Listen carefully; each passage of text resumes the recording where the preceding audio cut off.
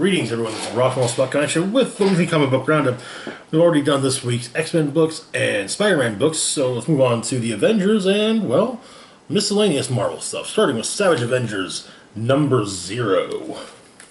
So, to be perfectly honest, Savage Avengers number 0 largely just reprints 2 issues of Uncanny X-Men from the 80s, from the Claremont Romita Jr. era. In fact, I'm pretty sure those issues actually predate the Mutant Massacre story as they involved the Morlocks. So, the framing device for the reprint: Doctor Strange arrives on Krakoa, brings a housewarming gift. It's a bottle of wine. And I'll say this: Pyro appeared in 3 books this week: Marauders, which he normally appears in, Savage Avengers number 0, and X-Men Fantastic Four number 1. Guess which one remembered that he got his skull tattooed on his face early on in Marauders? I'll give you a hint. It wasn't X-Men Fantastic Four number 1. So, Cable then arrives and basically gives Doctor Strange grief about the fact that, humans are not welcome on Krakoa. So,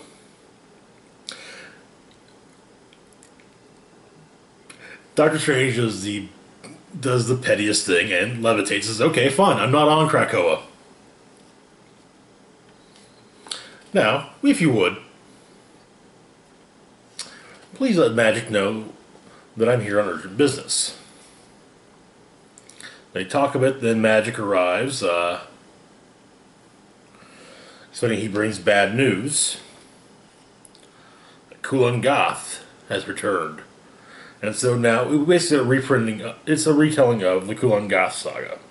Uncanny X-Men numbers 190 and 191. Not 190 and 192. 190, 191. The basic version: Conan Goth lets loose a master spell on Manhattan, turning into something closer in appearance to,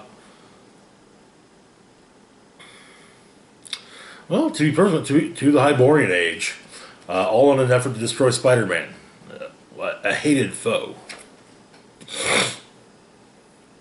Valerie Cooper explains to the government what's going on, and that Goth is using the Morlocks as his enforcers. Captain America, Wasp, Star Fox, Vision, Scarlet Witch of the Avengers, Colossus, Nightcrawler, Storm, and Rogue of the X-Men are present, but they are affected by the spell. Spider-Man, however, is also present in New York, but he is not affected by the spell. He still appears as he normally appears, whereas the Avengers and the X-Men appear more in keeping with the age that, with the time frame that Goth has re-envisioned New York City as. So we begin with some of the Morlocks coming after Storm. She manages to get free. She and Callisto duke it out. And, in fact, Callisto slices Storm across the stomach. They fall into the river. And one thing about the barrier is that it is permeable. And so, you can really walk through. Or, if you have to be in the river, swim through. Which is what happens. And so, Storm, now that back to, she remembers what's happened, but,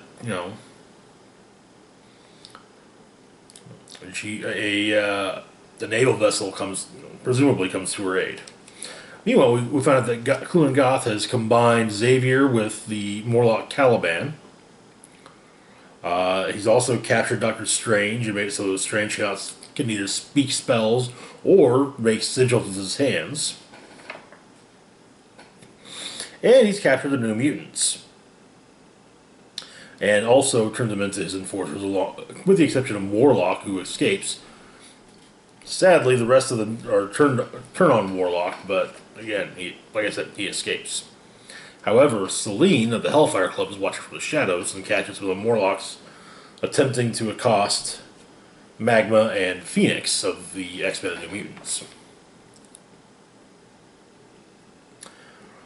However, then in Hoboken, just across the Hudson River, Selene utilizes Phoenix's telepathy to contact Storm and Callisto and say, "Hey, here's what's going on. You guys help me, I help you. You know, Kulangoth's my enemy. He's your enemy. How about an alliance?" Then Spider-Man is being chased by the New Mutants, and then ends up in a tavern where Star Fox, Wasp, and Captain America are present. And so the heroes, get a nice little battle. Also, it should be noted that Colossus is is with the Morlocks. However, taking a swipe from his sister's soul sword clears his mind up, and he switches sides. However, Kulangoth manages to capture Selene.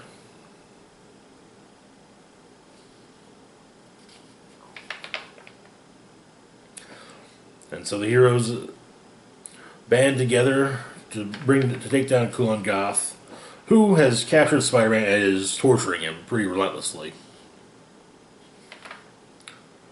And he does the same thing to Selene.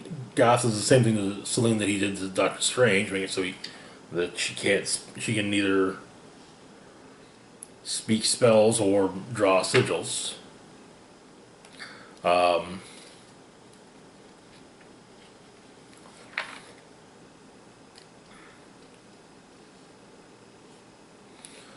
Also, it turns out that Kulangoth's spell has actually enhanced Scarlet Witch's powers a bit.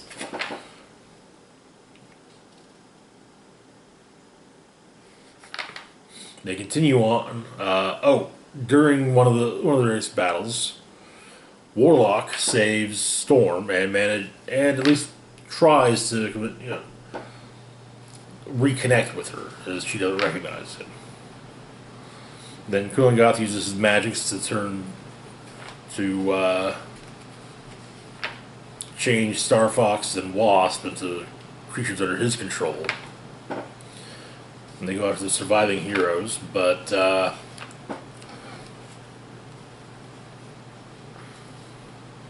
in the end, the day is saved, and there's some temporal shenanigans utilized, some time travel shenanigans, and turns out it now never happened. However, a handful of them, Storm, Xavier, Doctor Strange, Captain America, Magic, Callisto, they remember. And so, back in the present, Strange explains to Magic that a warrior named Conan has been thrown forward in time from Kulangoth's era. Initially, it was dismissed by Strange as nothing of importance, but now he suspects it's part of the natural order and a key is stopping Kulangoth. Strange also suggests that the two of them talk to Xavier, but Magic will say, not today. However, I'll let him know.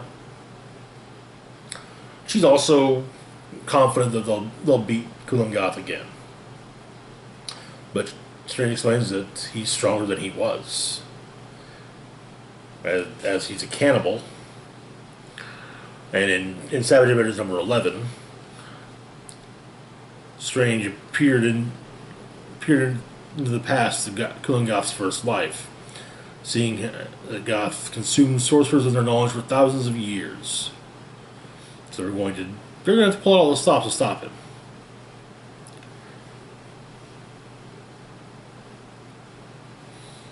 And he says to Magic that Goth will hunt her and try to devour her. Though she says that she's not the little girl she was when he faced her years ago, and to let him come as she will destroy him. That's where the issue ends.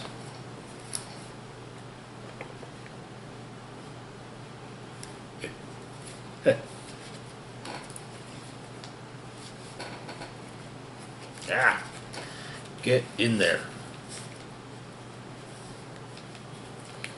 Sometimes they don't like to cooperate. Here we are. Alright, next up we've got Ant-Man #1.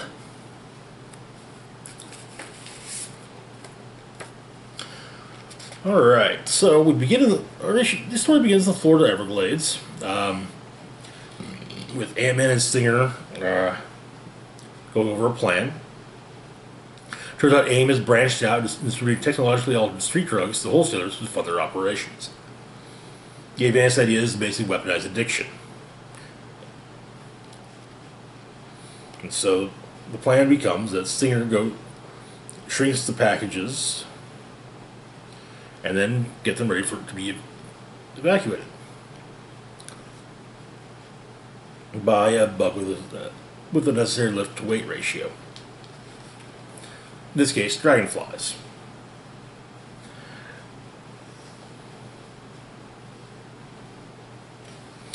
So,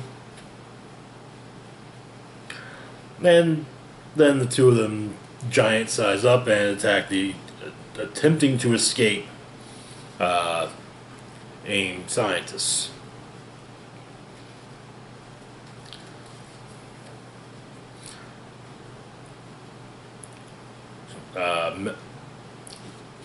Local reporter gets a picture of the two and for the paper, which makes to a few pages in, and we learn that Scott Lang is living in an anthill. However, also the anthill is the place of someone who doesn't realize he's living there. Yeah. He has a bit of an argument with his daughter. But there's a scientist named Dr. Sandra Sully who's here to hire, to offer Ant-Man a job. She's with the Florida State Beekeepers Association. And their bees have gone missing. So the plan is for him to find out where they went. So he starts asking her. Turns out that the Ant-Man helmet can be modified for other insects, and he does get the bugs, so he talks to one of them, or the bees, shrinks down, hops on, and it turns out that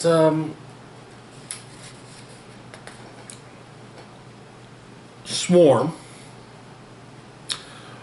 Nazi supervillain whose consciousness is dispersed over hundreds of thousands of bees and can control any bee within a 3-mile radius, is behind the disappearance. So, turns out he's basically shanghaied some of the bees. And now that there's someone else, another influence say, hey, no, come here, not there. They're going to Scott. So they make an armor around him, he fights off Swarm, and Swarm explains that he needs all the bees, otherwise he won't be strong enough to stop Vespa, the Spectre of Hornets, Thread, the Silkworm Ghoul, or Tusk, the Rhino Beetle Hulk. And that's where the issue ends.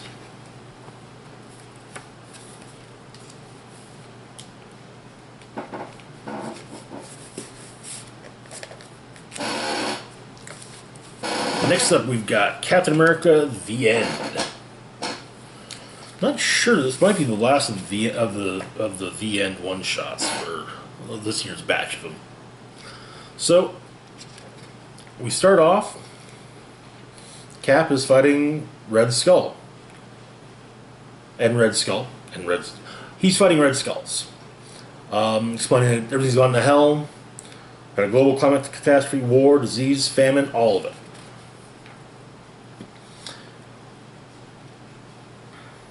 And it's a nightmare world. An earthquakes nearly leveled Manhattan. Oceans rose. So that he manages to escape the army of Red Skulls coming after him, who seemed to all want one thing: to kill him.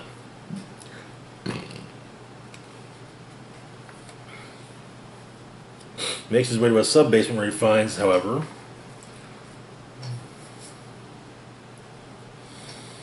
a group of people who are who aren't affected. Turns out what happened was Cap stopped the Red Skull, and Skull was dead. However, he created a deadly mist that was released over New York, but Cap had managed to blow it out to sea in a last-ditch effort. However, it didn't go away. The heat, the weather, helped the virus mutate, and it transformed victims. The seal nerve bases became red, their hair fell out, and it drove them all mad. However, no cure has been found as of yet. However, some Red Skulls managed to find Cap and his new allies, so he helps, and so they get through.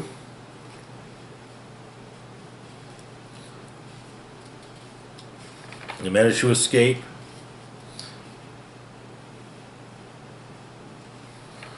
Finding an abandoned shield helicarrier.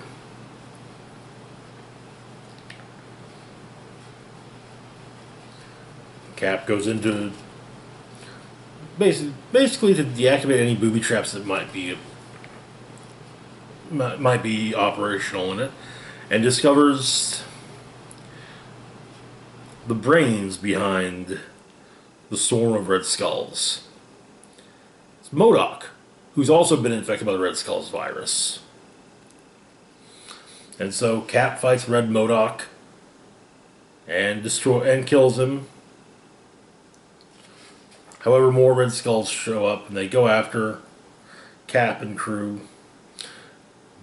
One of his allies is turned, but Cap stabs him in the leg with a piece of shrapnel. He goes on to protect the one remaining member who hasn't been turned.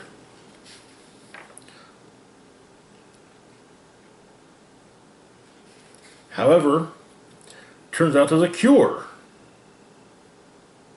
Cap's blood. When he stabbed his ally, who'd been his infected ally, in the leg with the piece of shrapnel from his own leg, it cured him. His other remaining ally, well, she hasn't been infected because he gave her a blood transfusion after she was shot.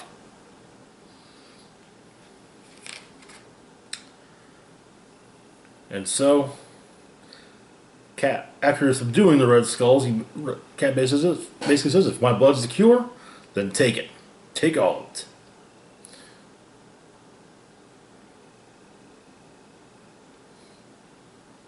Humankind fights back, and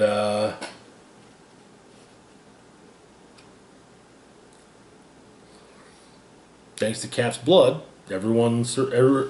all those who are changed and still alive get changed back. That's where the issue ends.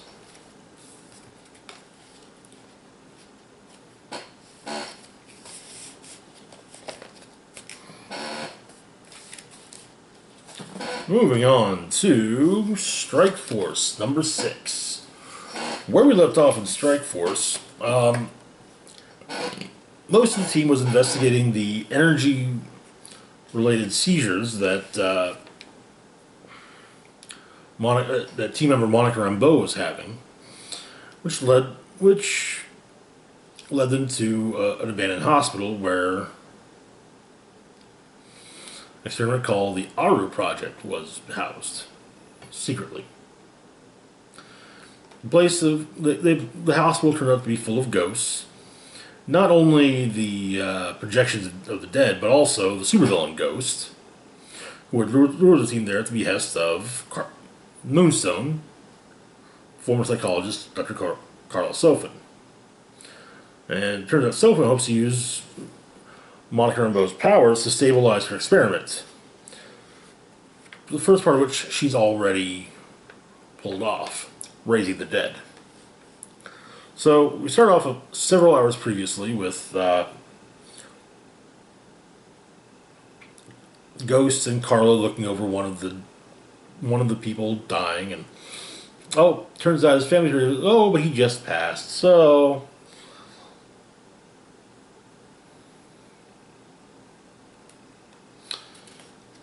also turns out that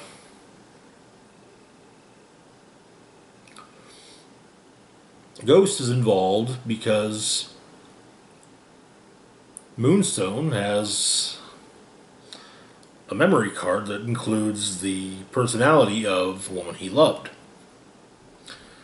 Well, he wants it. She used to work for Roxxon. Roxxon killed her. He wants her.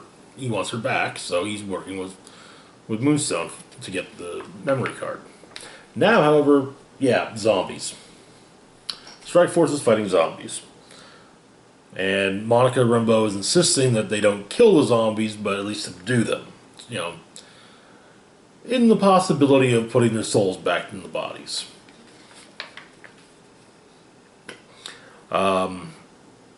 Spider-Woman and Moonstone have a brief fight.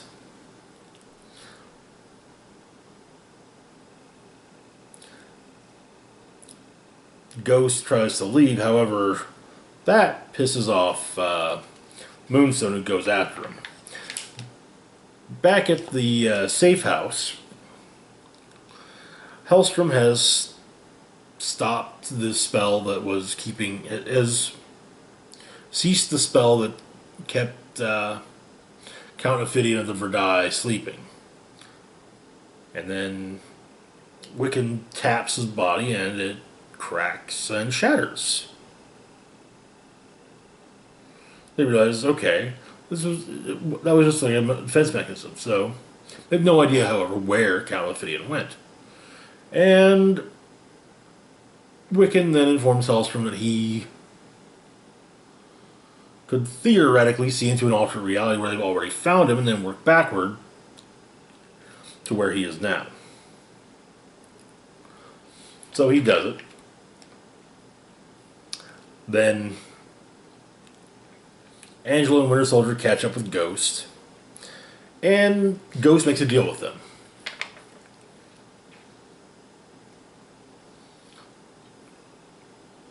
He gets the memory card. He'll help them take down Moonstone. In exchange, he gets the memory card of the woman he loved.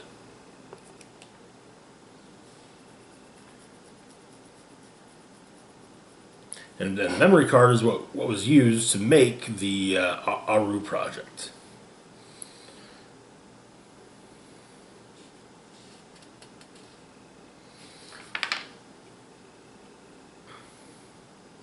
And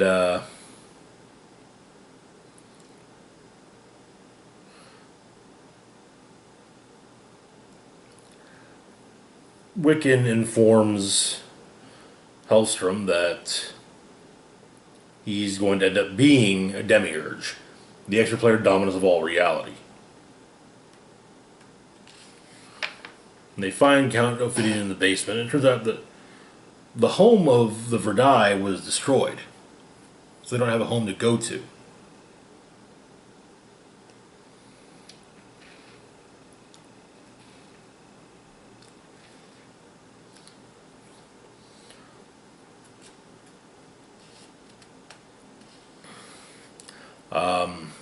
Moonstone catches back up with some of the members of Strikeforce.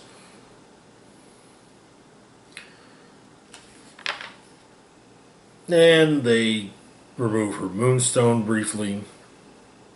Ghost gets what he wants, and, well, the project gets shut down, and, of course, Dr. Sulfin is brought in. To the recently reopened Ravencroft Institute for the Criminally Insane. Initially given, re-credentialed and basically told, sometimes, and the doctor, keeping an eye on her, says to the orderlies, sometimes humoring evil geniuses is the only way to keep them contained. No. And then we get what happened in Ravencroft #1. She's no longer a patient. Back with the rest of the team, the energy of Moonstone's patients are dispersed in at peace.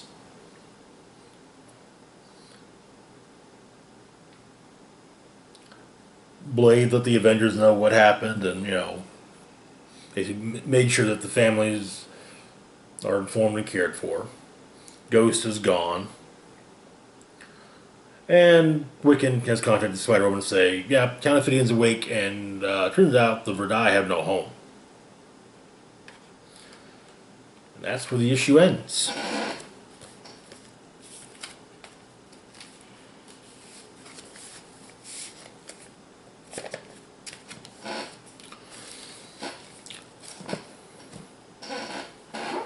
Moving on to Conan, Battle for the Serpent Crown, #1. This was a book that I wasn't sure if I was going to pick up or not. Sure, Mephisto's involved, but you know what? Mephisto's an is an entity who's,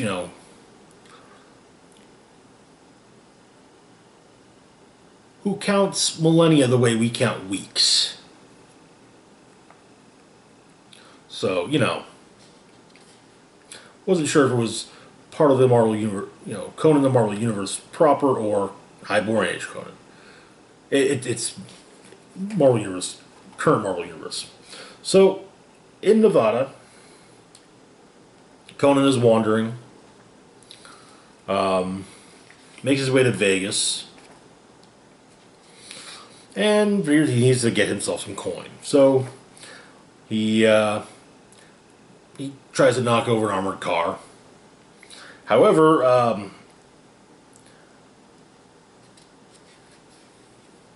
he's taken down by a taser, but he's not the only one trying to take down the armored car. And he helps out. Conan is saved, and he helps out his would-be savior, or his savior, and they agree to a 50-50 split. And she has to educate him on currency in the modern world, in a nice little nod to an old what-if story. What if Conan the Barbarian was in the ended up in the Marvel or the modern day Marvel Universe? Basically, he became a bugger, sort of mugging people, and he would just toss out the cash, the bills, and keep the coins. Anyway, so the thief introduces herself as Nyla, and well, she has a potential job that would have a nice payout. So they talk a bit.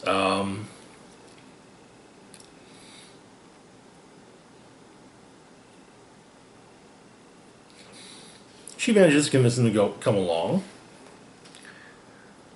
And